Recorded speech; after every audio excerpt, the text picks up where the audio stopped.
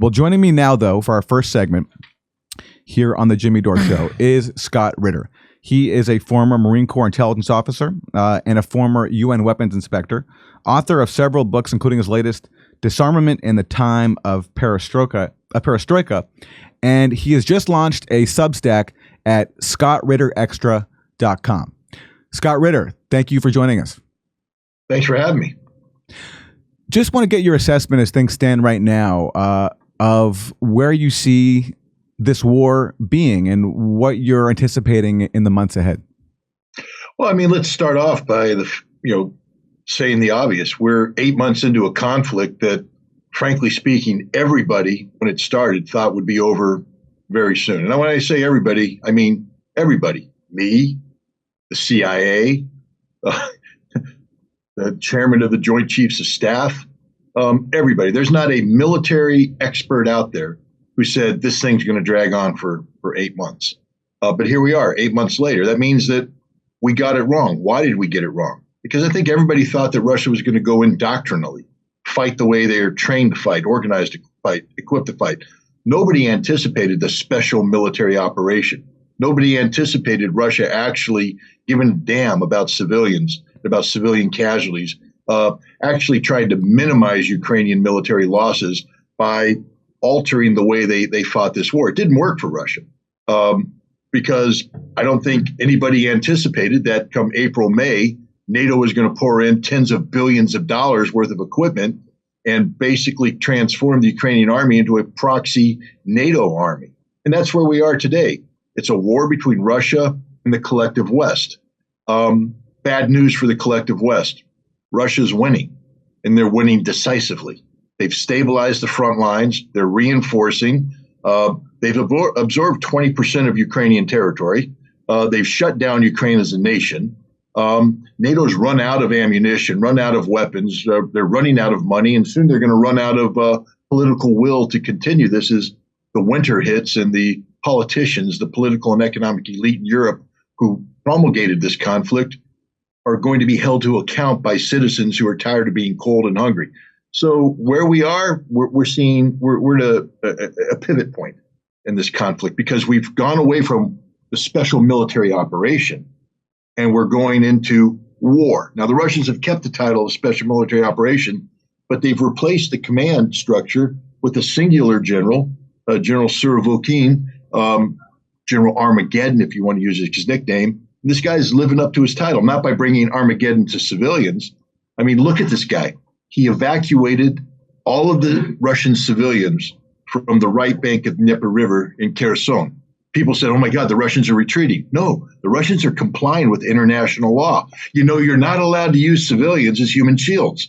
And so when Russia decided that they're going to fight and defend this territory, they evacuated the civilians, something the Ukrainians never do, which is why there's so many Ukrainian dead. Russians don't deliberately kill Ukrainian civilians. The Ukrainian government does. It's not just me saying this. Washington Post, Human Rights Watch, two notoriously anti-Russian outlets have been compelled to admit that the Ukrainian government, Ukrainian military habitually uses civilians as human shields by digging in their military in urban areas occupied by Ukrainian civilians. The Russians don't play that game. They're playing this game right, and it's a game they're going to win. That's where we stand in this conflict. So what do you think is the U.S., NATO, and Ukrainian strategy here? Because if it's true what you're saying, that Russia has the advantage right now and will have the advantage, then why aren't the U.S. and Ukraine trying to negotiate an end to this? Well, the problem was the time for negotiation was on April 1st when a Ukrainian negotiating team and a Russian negotiating team were in Istanbul, Turkey, preparing. The Russians were basically saying, hey, we'll limit this thing to the Donbas. We keep Crimea, we're going to take the Donbas, but that's it. You get everything else, and we'll negotiate, terms that keep you out of NATO, but allow you to keep your country. And Ukraine was saying, okay, we're ready to do this. And Boris Johnson flies to Kiev and brings an end to that negotiation. Since that time, as I said earlier, the war has changed. It's no longer Russia versus Ukraine. It's Russia versus the collective West. So Russia's not going to negotiate with the collective West. Russia has a vision called a configured European security framework. They presented a draft for that back in December 17th of last year to both NATO and the United States. They were ignored.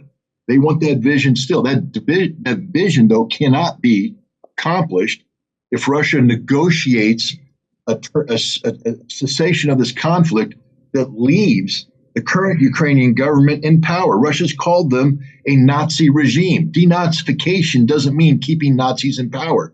Russia's called for demilitarization. That doesn't mean keeping a NATO proxy army in place in Ukraine. Russia will never settle for a situation that leaves a long, lengthy line of contact with an enemy that will carry out a perpetual war of attrition. Russia will terminate this conflict on its terms. The West is calling for a negotiation, but they don't have realistic expectations. They say right up front, there can be no negotiation until Russia withdraws from the 4 territories that they've absorbed into Russia. And constitutionally, Putin can't say, I'm going to give it up.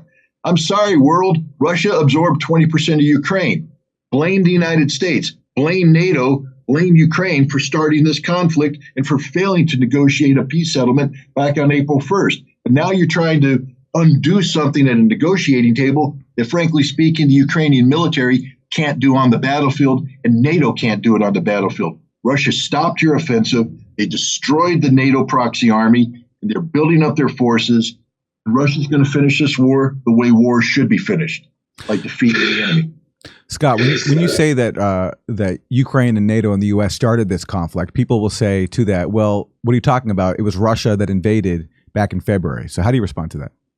I respond February 2014, not February 2022. That's when the conflict started. That's when the United States and the European Union foisted this coup d'etat in Kiev, the Maidan revolution. But it was a Maidan coup that ousted the duly elected leader, Viktor Yanukovych, replaced him with this ultra-nationalist, Nazi-sympathizing, hand-picked government of the West that then carried out basically cultural genocide against ethnic Russians. What they did in Odessa, damning a trade building with 150 people, setting it on fire and cheering and clapping as 84 burned to death. Then they did the rape of Mariupol. What they did to Mariupol is a crime. Nobody's talking about it. And then they started to do that to the rest of the Donbas. And the ethnic Russians said, no more. This shall not happen. They stood up. Russia intervened on the side, not militarily, but providing support for these ethnic Russians. But Russia sought a diplomatic solution. This is why in 2015, so-called Normandy format, Germany and France got together, negotiated with the Ukrainians, Russians observing this Minsk II agreement. And Russia said all along, the Donbas is part of Ukraine. We want it to stay part of Ukraine, but we need to protect the rights of the ethnic Russians. For 8 years, the Ukrainian government shelled the Donbas. Petro Poroshenko, the former president of Ukraine, has a speech where he says the children of Ukraine will go to kindergarten, while the children of the Donbas will cower in their basements. You want to know why Russia went in? Because 8 years, Ukraine, with the backing of NATO, in 2015, the United States put a permanent military training facility on the soil of Ukraine, where every 55 days they trained 1 battalion of the Ukrainian army to NATO standards to be dispatched to eastern Ukraine to kill Russians. This war didn't start. Vladimir Putin ordered the Russian army in on February 24th. This war started in February of 2014, and it's a war that was continued from that point until Putin said, we're going to end it on terms that protect the Russians. That's how I would respond. Hey, we're going to see you in Miami, West Palm Beach, Denver, Palm Springs, Austin, Burbank. That's right, the Saturday after Thanksgiving here in Burbank, and lots of dates in Los Angeles in December. Go to jimmydorecomedy.com for a link for all our tickets, and join our premium program when you go there, too.